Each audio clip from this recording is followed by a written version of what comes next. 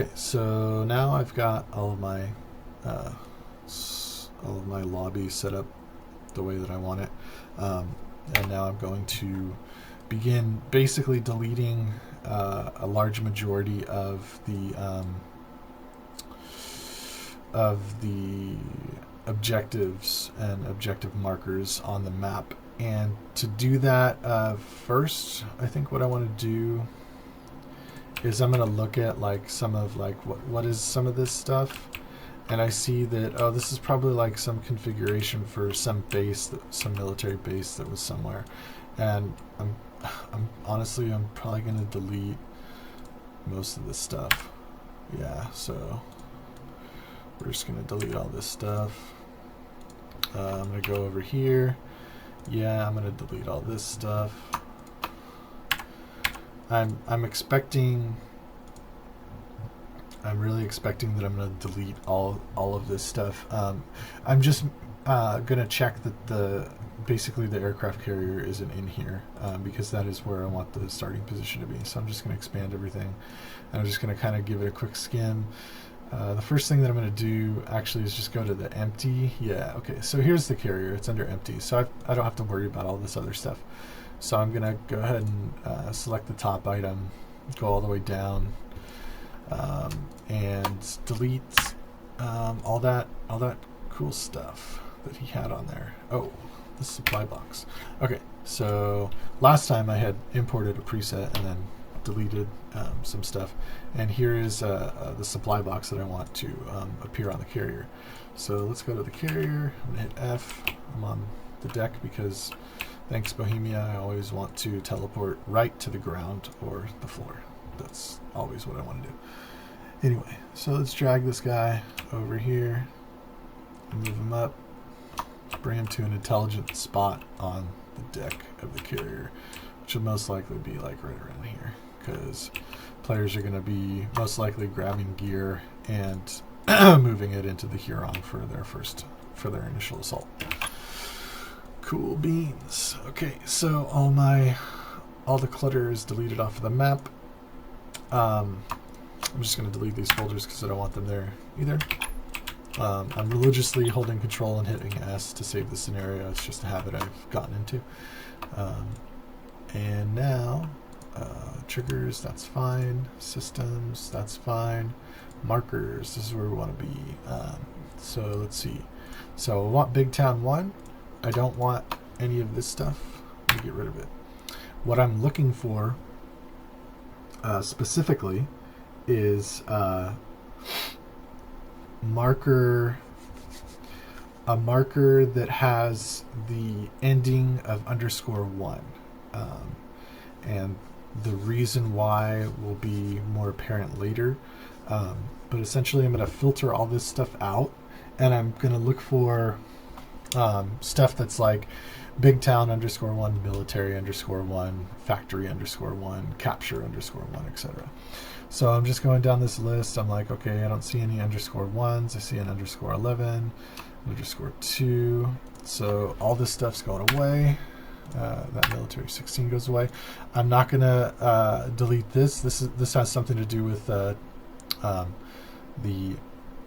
player structure building stuff. They do some weird stuff. So I'm going to leave this ghost spot alone.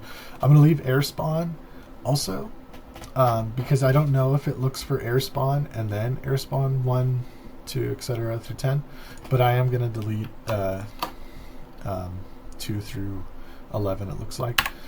I am going to delete from here. Wow, a lot of op4 points. You can see how dynamic CSAT's field deployment is. Delete all those guys. Obviously, I'm gonna delete. Okay. Haha. So check it out. When I imported, So when I imported the FOB preset, it also brought in respawn _west. I want to delete that. This marker, respawn, comes with the mission. It looks like it's grouped with all this stuff, so I want to leave that there. Big Town, I'm going to leave this guy as well. Let's see. continuing to go down the list, stopping when there's an _1 and or just the name itself. Capture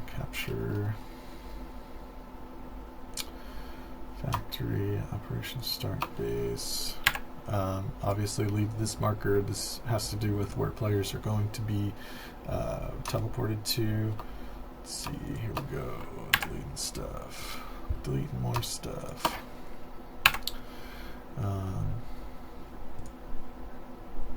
This would be a lot easier if stuff was sorted alphanumerically rather than numeric alpha. But whatever. 6, 2, 4. Okay, this looks like. Okay, should be all that I need. So now I'm going to open my map.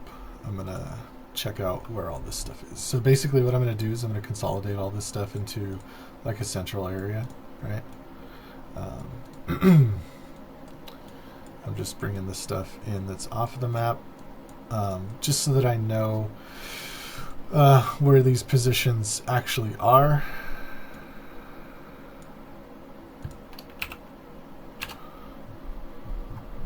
Huh, interesting. This was probably part of some FOP somewhere. I hope. Pretty sure. Let's see. Do I have all this stuff?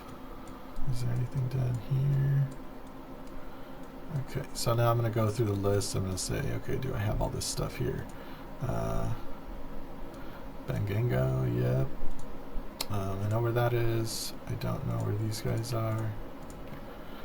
So it looks like these guys are somewhere off the map. We've got a radio tower down here. I'm going to drag up. Let's see. Where is all this stuff? Here's some more stuff. This is again why I would suggest you actually to start with a smaller terrain, because it's going to be easier to find all these mission essential markers,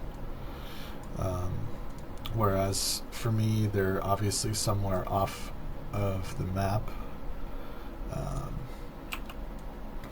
Let's see, where's this guy?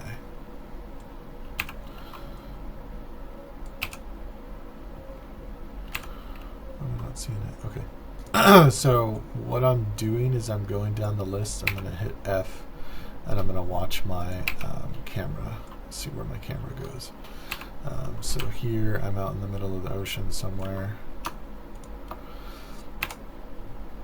And let's see. I'm going to cut this part of the video, and I'll come back when I have found all of the stuff and put it into a central region on the map. Okay, so I decided to take anything that I wasn't seeing in the center, and I would go onto the left-hand side under Entities. I would select it, and if I couldn't find it, I'd just Control X and cut it, and then Control V and paste it. That way I didn't have to go around searching for stuff. So yeah, if you're like, oh, where the hell is this? Just cut it and then paste it. So that's it for the essential stuff that we need. Now what we're going to do is we're going to start placing this stuff. So you want to decide, what you want your mission to look like. For instance, this area, Angor, this kind of seems to be a larger town on this map. So I'm gonna put one of the big town markers there, and I'm gonna in the text area, I'm gonna name it the same name as it appears on the map. So I'm gonna change this to Angor, or however you say it. And then it looks like there's a smaller little town here. So I'm going to move this capture point, which are generally the smaller towns, and I'm gonna change that name as well. That's an A. Check for typos. Good idea to check for typos. So So those guys are set. Those are going to be the locations where enemies will spawn, crates will spawn. In the big town, it'll be more. It'll be a larger area. You probably want to centralize this marker to the actual area of the town rather than where the map marker for the town is. Likely the same thing for these smaller areas. Generally want this to be the epicenter of the physical area in game. Okay, cool. So I've got 2 little capture spots, and I've got another big city here. This is a much larger city. Big town 1. I'm going to drag this over. I'm going to forego renaming all these just for the sake of it's an obvious thing that you want to do. I don't need to show you how to do that. But what I do need to show you how to do is continue with this. So I've got my initial large city. I'm going to take my next large city. I'm going to apply the marker to it somewhere centralized based on the actual area of the city. And I'm going to take the marker that has the _1 and I'm going to copy that. And I'm going to copy that because the game, or at least the editor, ticks numbers up when you copy and paste something. So I can go down here and I can paste this marker and it's already big town _2. And I can go to another town and paste it and it's big town _3. And likewise for all of these other points that have a numerical value after them. Don't copy the ones that don't have the numerical value because I don't think it appends the _1. It may just append the 1. So you want the _1s. These are just spawn points for stuff. Now this is like a high density or high probability area of spawn, essentially. I'm not going to do that. That's just an example. And yeah, you're just going to go filling out the map saying, okay, I want to be able to fight in this town. I want to capture this town. Maybe I want a military base to be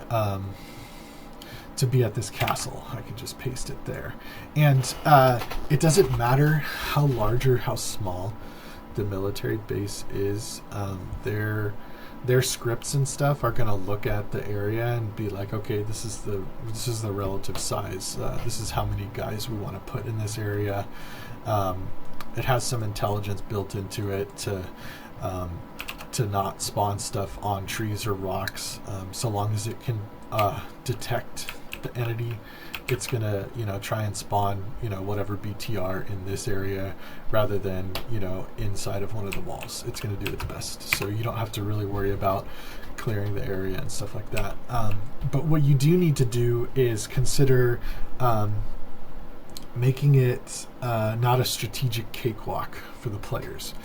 And in order to do that, these radio towers are kind of critical. You want to put them in areas where they're around like 2 clicks from a capture zone, because what these radio towers actually do in the game is they essentially improve the CSAT response in both time and what they send to counter the players.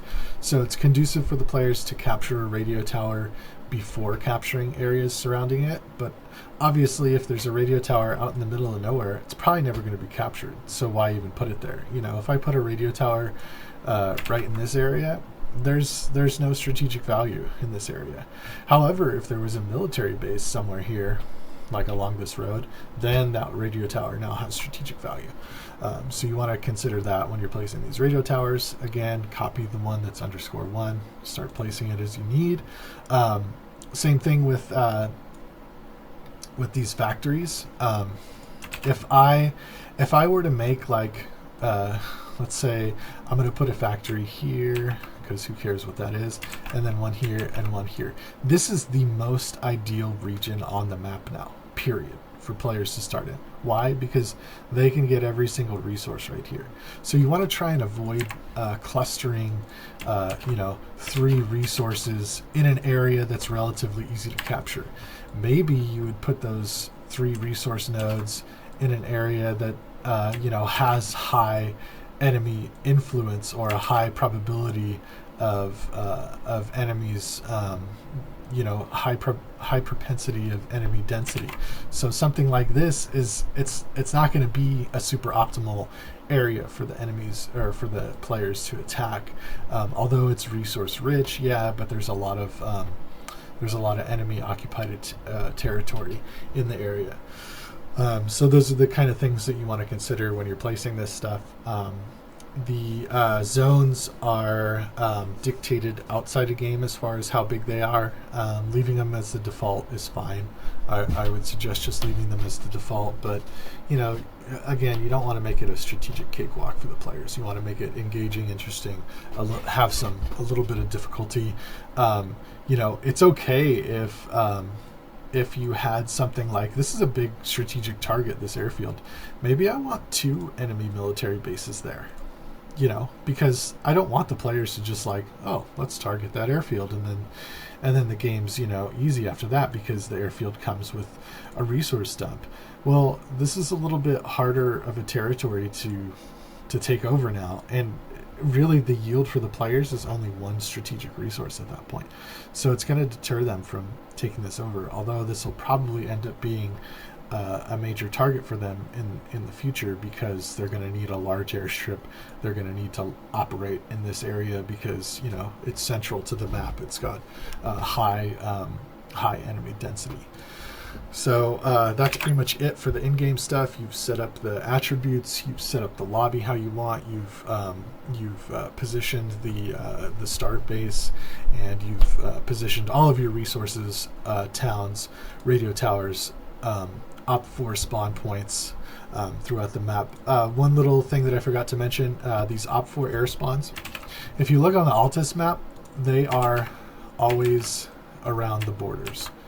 And that's a really good idea, because the last thing that you want is some guy to be having a great time flying an attack helicopter and then a jet spawns 1,200 meters away. If that happens, then that helicopter is going down, guaranteed. So you want the players to have the opportunity to pick up the threat on radar and respond, either by getting out of the AO or preparing to, counteract that with launching another jet, maybe from the carrier, or whatever. And I'll talk about adding assets to the carrier at the end of the video, because that's not as important as getting the mission going. So have your OP4 air spawns, reasonably distanced out to sea. You could even drag them off the map if you wanted to, but I would prefer that they spawn on the borders of the map. That way players have some reaction time to that threat.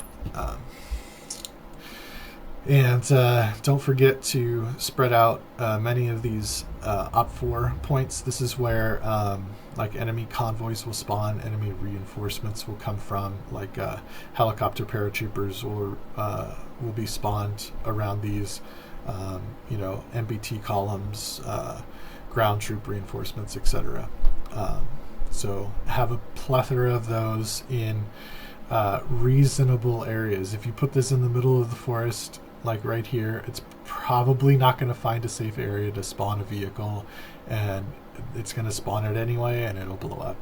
So try and keep these in more clear areas. They don't have to be perfectly clear. There's some logic built into them. So an area like this is fine. I can see that there's rocks, but the game is going to detect that there's rocks and not put it on a rock. So that's it for the in-game stuff, and now we'll go out of game and start setting up our custom factions and custom settings and stuff.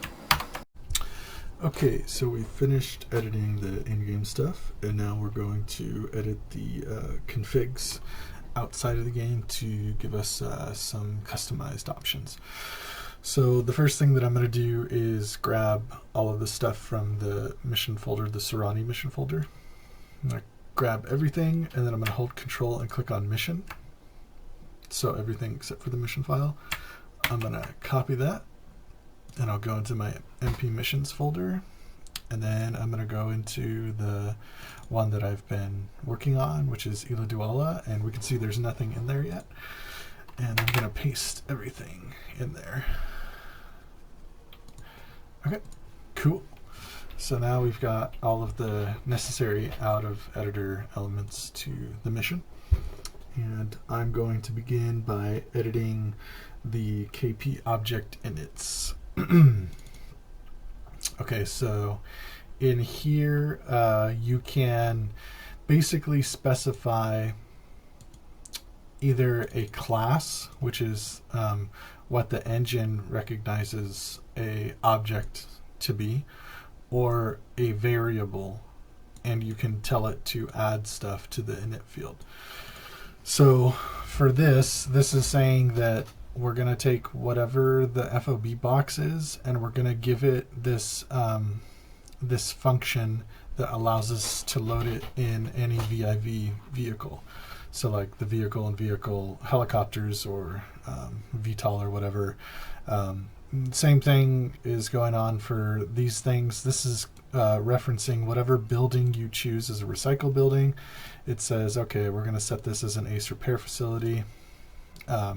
So this is essentially every time the mission starts, it loads this file, it looks for any of these, and it applies these following conditions to that object. So what we're going to do, since we're using ACE, where is it? FOB box name, object inits. This is interesting because I'm not seeing the I'm not actually seeing the arsenal, which I thought they had added in this. Okay, so if you run into this situation, you're going to have to, I hope it's in the repo, but I do know that it's in another file that I've been working on. So if you don't have this, just ask me and I'll send you the line. I'm going to open the object inits from the Altus map because I know that they're on there. And I'm going to copy this line 12 from here, and I'm going to paste it into the Serrani mission. So this is going to look for any object that is the B supply crate F, which is usually what we use for an ACE arsenal, and it's going to apply the ACE arsenal initialization, which makes you able to hold the ACE interact on it and open the arsenal. It's also going to use a mouse wheel option for store kit, so you don't have to use their UI if you don't want to. And we're also going to tell it to load the default loadouts.sqf. So I'm going to save that. That's the first thing that I want to do, and that's the first file that I want to edit. So if you want to type all this stuff out, that's fine. Just pause the video here and type it out from here. I'm going to continue on. Since we're telling it that we want to load this file, the next step is going to be to find wherever I have that. Maybe I have it on my computer somewhere else in another mission file.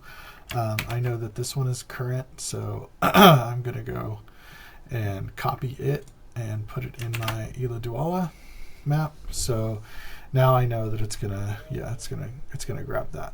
Also, we had added the signal plan. So if you have the signal plan anywhere, you're going to want to copy that and throw it in. If you don't do that, it's not a big deal. It's just going to ignore it and say, I couldn't find the picture, so it just won't add that to the player's diary. So it's kind of optional at that point.